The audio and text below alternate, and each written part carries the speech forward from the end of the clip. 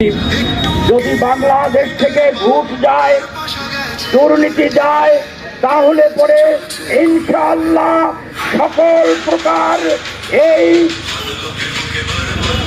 দুর্নীতি বন্ধ হলে উন্নয়ন ব্যবস্থাপনায় একটা চমৎকার স্থিতিশীলতা আসবে। ইনশাআল্লাহ সকল রাস্তার অব্যবস্থাপনা দূরীভূত হবে। আমরা শিক্ষা ব্যবস্থাকে ঢেলে সাজাতে চাই।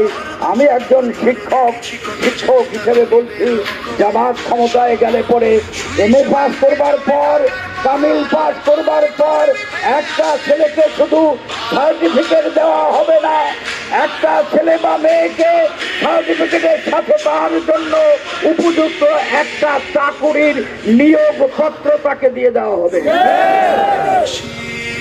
আমরা তো স্পষ্ট করে বলেছি, বাহিরের কোন লোন এখানের জন্য প্রয়োজন নেই।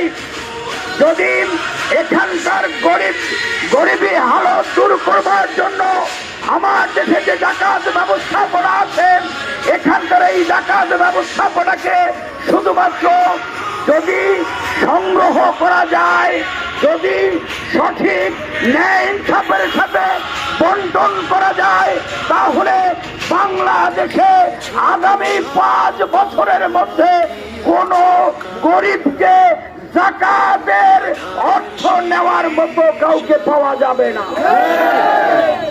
যাকাত মানে 500, 1000, 5000 টাকা না, এক একটা মানুষকে লক্ষ লক্ষ টাকা